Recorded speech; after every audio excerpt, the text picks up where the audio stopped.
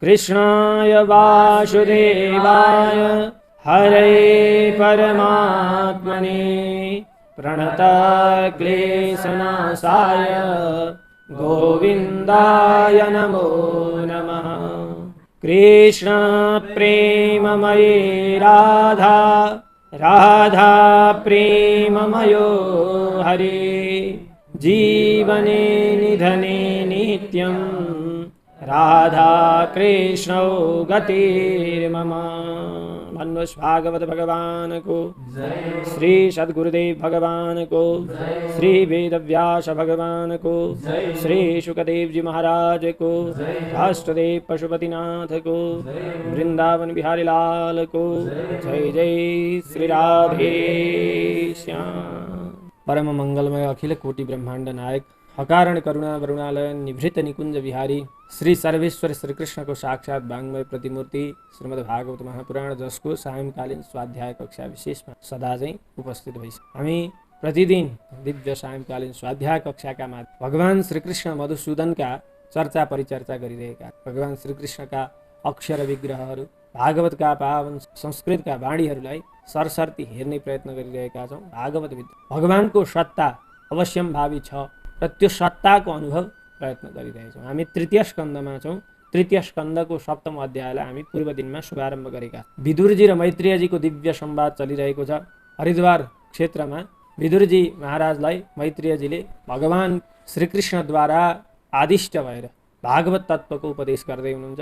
यहाँ विदुरजीले संशय गर्नुहुन्छ कि भगवान के हुनुहुन्छ भन्दा निराकार हुनुहुन्छ, निर्गुण हुनुहुन्छ, अनि फेरि के हुनुहुन्छ भन्दाखेरि निश्चेष्ट हुनुहुन्छ, अनि सदा निवृत्त हुनुहुन्छ, आत्माराम पूर्णकाम हुनुहुन्छ। यस्ता भगवानले किन विभिन्न अवतारहरू ग्रहण गरेर संसारमा लीला गर्नु? एउटा बालकलाई त लीला गर्नका निमित्त अर्को बालकले गरेको देखिसकेपछि मन लाग्छ, तर भगवान त त्यस्तो हुनुहुन्न। कसरी भगवानलाई लीला घृणा गर्न मन लाग्छ त्यो कुरा बताइदिनुहोस्। भगवानले त संसारको सृष्टि स्थिति लय यो सबै गर्नुहुन्छ, अनि अन्तिममा आफू सृष्टिको लय गरेर योग निद्रामा शयन गर्नुहुन्छ। भगवानको विषयमा भगवानका गुणहरू र भगवानका लीलाहरू यी बीचमा अलिकति सामञ्जस्य देखिँदैन, विरोधाभास पूर्णतालाई देखिन्छ। यो के भएर यस्तो भइरहेको छ यो बताइदिनुहोस् भनेर मैत्रेयजीसँग विदुरजी महाराजले प्रश्न गर्नुहुन्छ। विदुरजी भन्नुहुन्छ भगवान स्वयंले त भगवानकी मायालाई जान्नु हुँदैन, किनभने अनन्तत्वात्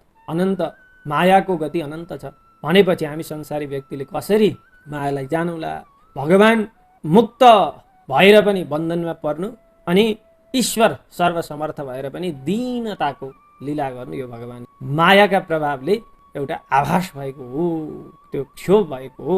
वास्तवमा त्यस्तो छैन। जसरी एउटा चन्द्रमालाई हामी जलमा छाया पर्दा हल्लिएको देख्छौँ, तर वास्तविक चन्द्रमा आकाशमा नहल्लिकन तटस्थ स्थिर भएर रहेका हुन्छन्। तर हामी के बुझ्छौँ भन्दाखेरि के भान हुन्छ हामीहरूलाई भन्दाखेरि चन्द्रमा हल्लिरहेका छन्, यो भान हो। यसरी नै वास्तवमा आत्माको गुण भनेको सुख दुःख होइन, यो त शरीरको धर्म हो। शरीरसँगको साहचर्यले गर्दा आत्माले के गर्छ त भन्दा त्यो सुख दुःख गुण चाहिँ स्वयं आफ्नै भइरहेको छ कि भने जस्तो त्यसरी आभास हुन्छ।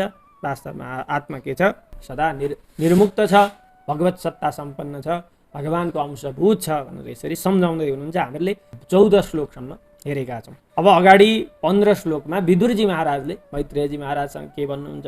सञ्छिन्न संशयो मह्यं तव सुक्तासिना विभो उभयत्रापि भगवन् मनो मे सम्प्रधावति। हे विभो, हे मैत्रेयजी महाराज, तव सुक्तासिना मह्यं संशयः सञ्छिन्नः। हजुरको सद्वचन रूप तरबारद्वारा मेरो संशय सबै के भएको छ? छेदन भएको छ। ममा अब संशय छैन। उभयत्रापि भगवन्, हे भगवन्, उभयत्रापि मे मनः सम्प्रधावति। अब जीवको बन्धन, कर्मबन्धन र भगवानको निर्गुणत्व यो विषयमा अब मेरो मन सहज प्रवेश गर्न सक्छ। अगाडि विदुरजी महाराजले सोध्नु भएको थियो मैत्रेयजीलाई, के सोध्नु भएको थियो भन्दाखेरि सबै प्राणीहरूका अन्तर्हृदयमा अन्तर्यामी स्वरूपले भगवान स्वयं प्रतिष्ठित हुनुहुन्छ भनिसकेपछि जीवको कर्मबन्धनमा प्रवेश गर्नु, जीवले पुनरपि जननम पुनरपि मरणमको यो दुष्चक्रमा फस्नु, यो कसरी सम्भव छ? स्वयं भगवान आत्मामा प्रतिष्ठित हुनुहुन्छ जुन जीवको, कसरी त्यो जीव कर्मबन्धनमा फस्छ? अनि भगवान निर्गुण निराकार परमात्मा कसरी सगुण साकार रूपमा एउटा सामान्य मनुष्य ग्राम्य पुरुष जस्तो भएर लीला गरिराख्नु भएको छ? यो विषयमा प्रश्न गर्नुभएको थियो। त्यो संशयलाई छेदन गरिदिनु भयो। त्यो गरिसकेपछि यहाँ उभयत्रापि जीवका विषयमा र परमात्माका विषयमा दुवैतिर मेरो के भयो? प्रवेश भयो। अब मेरो मन प्रवेश गर्न सक्दछ भनेर भन्नुभयो। साध्वे तद्व्याहृतं विद्वन् नात्ममायायनं हरेः आभात्य पार्थ निर्मूलं विश्वमूलं न यद्बहिः। यद्बहिः न विश्वमूलं। जुन माया भन्दा बाहिर चाहिँ विश्वमूलम न, यो सारा संसार केही पनि छैन, केवल भगवतमय छ। पर्दा पछाडि केवल भगवानको मात्र सत्ता छ। यो चराचर जगत सबै भगवानमय छ। अब फेरि निर्मूलम अपार्थम। निर्मूलम भनेको मूल रहित, आश्रय रहित अथवा यथार्थ रहित भएको त्यो अनात्म। अपार्थ भनेको अपअर्थ, अनात्म तत्व। त्यो चाहिँ हरेः आत्ममायायनम आभाति। हरि भगवानको मायाका कारणले गर्दा चाहिँ के हुन्छ? आभाति, प्रतीत हुन्छ, प्रकाशित हुन्छ। हे विद्वान, हे मैत्रेयजी, एतत् साधु व्याहृतम। यसो भनेर हजुरले मलाई साधु भनेको राम्रोसँग व्याहृतम सम्झाउनु भयो। मैले बुझेँ, यो कुरो मलाई अन्तर्हृदयमा साह्रै धेरै भयो भनौँ न, खुसी भएँ म यो कुराले गर्दा, मलाई साह्रै राम्रो लाग्यो। यश्च मूढतमो लोके यश्च बुद्धेः परं गतः ताबुभौ सुखमेधेते क्लिश्यत्यन्तरितो जनः। विदुरजी पनि कहाँ सामान्य कुरो गर्नुहुन्छ, भन्नुहुन्छ यह च लोके मूढतमः। लोके संसारमा यह जुन व्यक्ति मूढतमः, अत्यन्तै धेरै मूर्ख छ, मूढतम। अथवा श्रीधर स्वामीले मूढतम शब्दको अर्थ गर्नुहुन्छ मूढतमो देहाद्यासक्तः। देह आदि भनिसकेपछि यो शरीर र शरीर सम्बन्धी पत्नी पुत्र कलत्र सम्बन्धी जन धन सम्पत्ति जति पनि यो शरीरका माध्यमले गर्दाखेरि संसारको सम्बन्धलाई स्थापित गरेर रहेका वस्तुहरू छन्, त्यसमा जो आसक्त छ त्यो नै के हो? मूढतम। यहाँ तम प्रत्यय गरिएको छ मूढ शब्दमा। मूढ भनेको मूर्ख, त्यसमा पनि तमप भनिसकेपछि अत्यन्तै धेरै मूर्ख, त्यो भन्दा माथिको उच्च कोटिको मूर्ख कोही छैन। भनेपछि यश्च मूढतमो लोके, होइन? अनि यह च बुद्धेः परम गतः।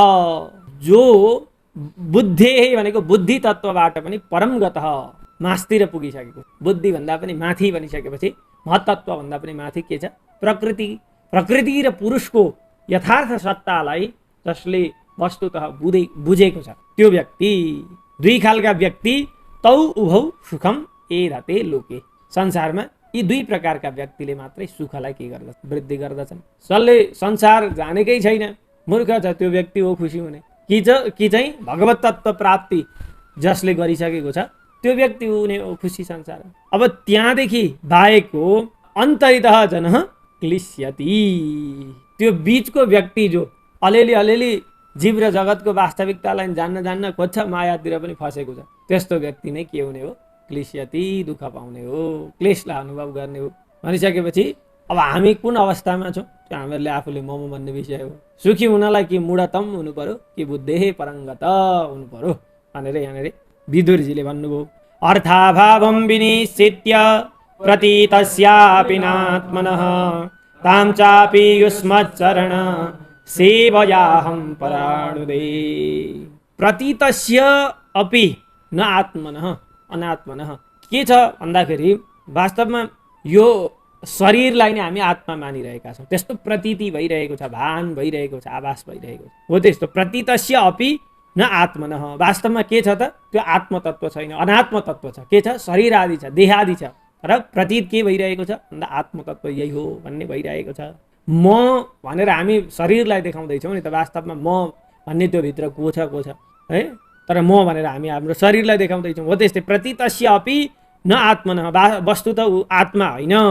यस्तो अर्थाभावम भनेको अर्थ अभावम, आत्मतत्वको अभावलाई विनिश्चित्य निश्चय गरेर ताम चापि त्यो अनात्म तत्वलाई आत्मतत्व मान्ने भएको त्यो भ्रमित बुद्धि ताम चापि त्यसलाई पनि युष्मत चरण सेवया, हजुर जस्ता महापुरुष को चरणको सेवाद्वारा अहम पराणुदे, म के गर्नेवाला छु, हटाउनेवाला छु। विदुरजी भन्नुहुन्छ, हे मैत्रेयजी, हजुर जस्ता महान पुरुषका चरण सेवाले म अनात्म तत्व र आत्मतत्व बीच भएको त्यो भ्रमको बुद्धिलाई हटाउनेवाला छु। आत्मतत्वलाई आत्मतत्वका रूपमा जान्नेवाला छु अथवा अनात्म तत्वलाई अनात्म तत्वका रूपमा जान्नेवाला छु। यत्सेवया भगवतः कूटस्थस्य मधुद्विषः रतिरासो भवेत् तीव्रः पादयोर्व्यसनार्दनः। यत सेवया, यत भनेका हजुर जस्ता सन्तहरूको सेवया चरण सेवाद्वारा, मधुद्विषः मधुसूदन अनि कूटस्थस्य स्थिर गुढ रूपमा रहने हुनुभएका भगवतः भगवानको रति आशः प्रेम उत्पन्न हुन्छ। हजुर जस्ताको चरण सेवाले भगवानमा प्रीति भएर आउँछ। अनि कस्तो प्रीति भन्दाखेरि तीव्र, तीव्र भनेको अत्यन्त धेरै भवेत हुन्छ। अनि त्यसले चाहिँ के गर्दछ त भन्दा तीव्र पादयो रति आशः भवेत, अत्यन्तै धेरै प्रीति सम्पन्न भइसकेपछि चाहिँ के हुन्छ, व्यसनार्दन भनेको दुःख सबै हटेर जान्छ। भगवानले के गरिदिनुहुन्छ, सबै प्रकारका व्यसनहरूलाई शमन गरिदिनुहुन्छ। अब अगाडि भन्नुहुन्छ, दुरापा ह्यल्प तपसः सेवा वैकुण्ठवर्तमसो यत्रोपगीयते नित्यं देवदेवो जनार्दनः।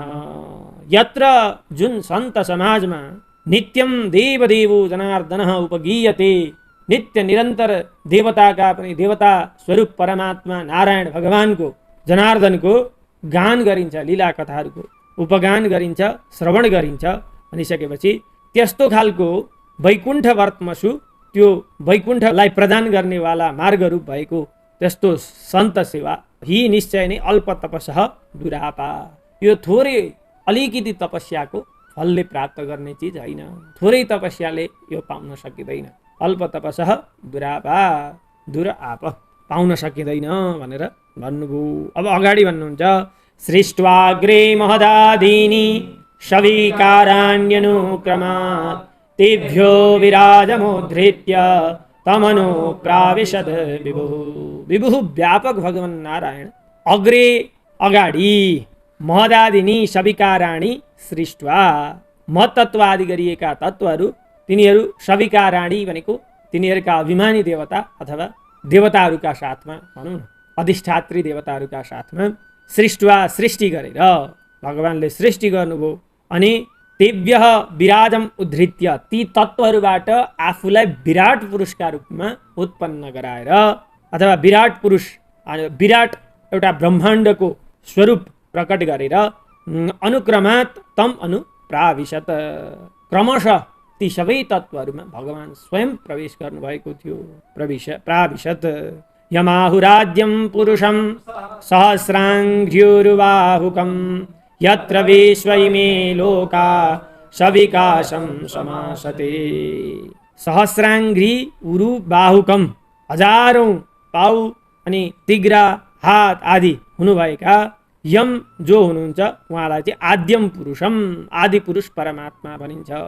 यत्र जुन आदि पुरुष परमात्मा भगवान विराटमा, यत्र विश्व इमे लोकाः सविकाशं समासते, जहाँ चाहिँ लोकपालहरू अथवा यी लोकहरू सविकाशं समासते, सबै चाहिँ यथायोग्य क्रमले प्रतिष्ठित गरिएको छ।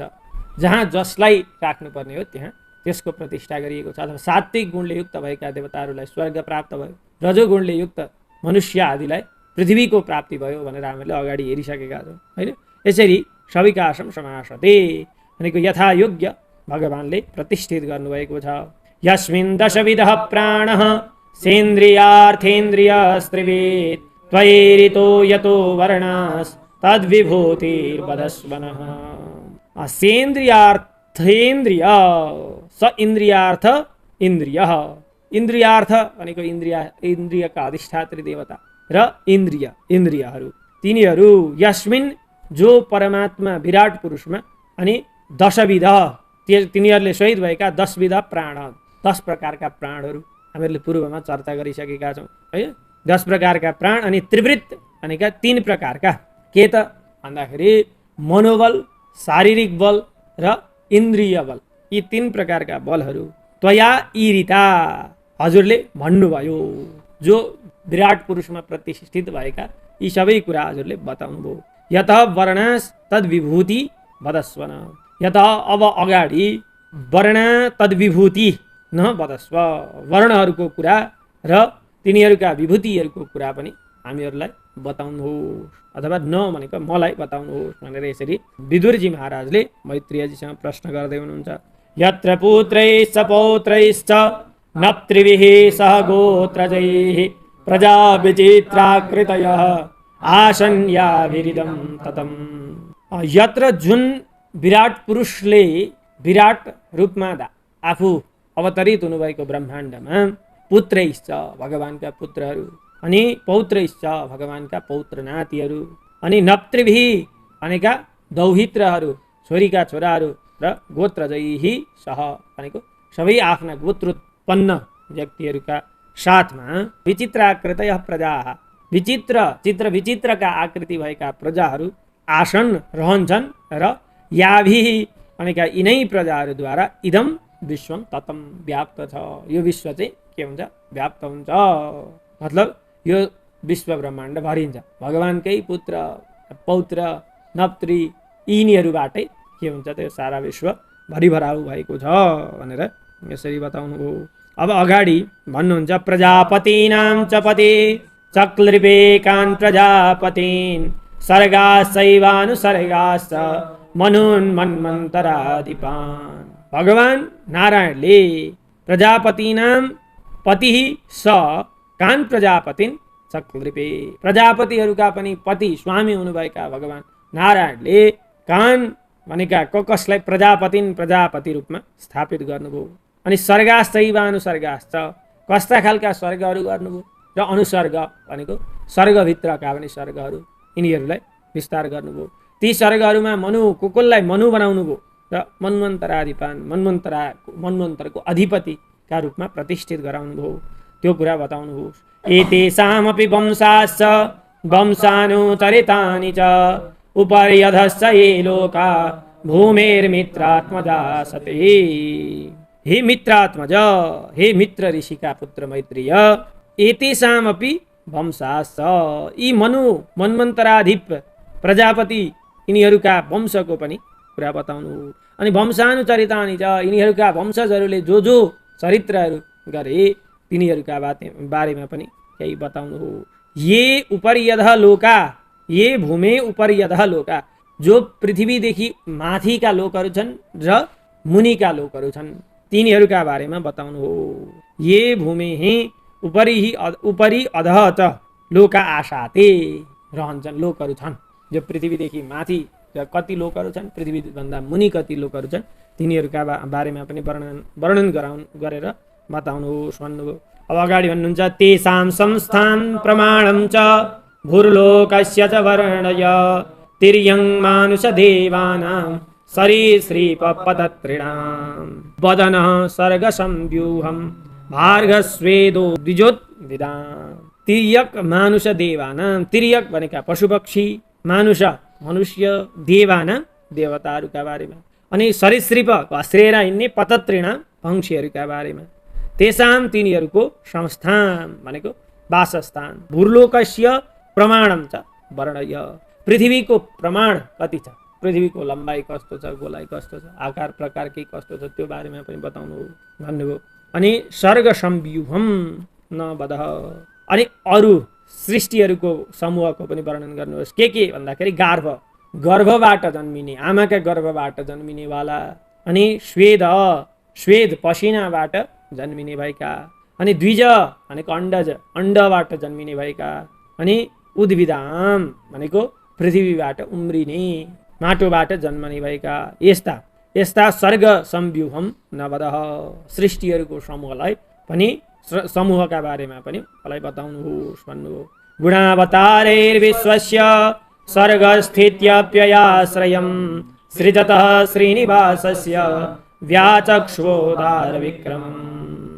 गुणावतारैः, गुणका अवतारमा अथवा सत्व रज तम यी तीन गुणहरूलाई विशेषतः प्रमुख मानेर सृष्टिका लागि रजोगुण युक्त ब्रह्माजीको अवतार धारण गरेर अनि पालनका लागि सत्वगुणयुक्त विष्णुका रूपमा प्रतिष्ठित भएर अनि संहारका लागि तमोगुणयुक्त शङ्करको रुद्रको अवतार ग्रहण गरेर गुणावतारै विश्वस्य यो संसारको सर्ग स्थिति अप्यय सृष्टि स्थिति र लयको आश्रय हुनुभएका श्रीनिवासस्य लक्ष्मीका आश्रय हुनुभएका उदार विक्रमम जसका लीला कथाहरू उदार छन् र पराक्रमले युक्त भएका छन् यस्ता भगवानका बारेमा भगवान श्रीदत्त भगवानको सृष्टिका बारेमा र भगवानका बारेमा पनि व्याचक बताइदिनुहोस् भनेर यसरी यहाँ विदुरजी महाराजले मैत्रेयजीसँग प्रश्न गरिराख्नु भएको छ। हामी आजको कक्षामा 28औं श्लोकसम्म पुग्यौँ। अब अर्को बसाइमा यहाँभन्दा अगाडिका भागवत वाणीहरूका बारेमा चर्चा परिचर्चा गर्ने नै छौँ। आजको यो स्वाध्याय कक्षा भगवान श्री कृष्णका श्री चरणमा विश्राम गर्दछु। कृष्णाय वासुदेवाय हरे परमात्मने प्रणत क्लेशनाशाय गोविन्दाय नमः।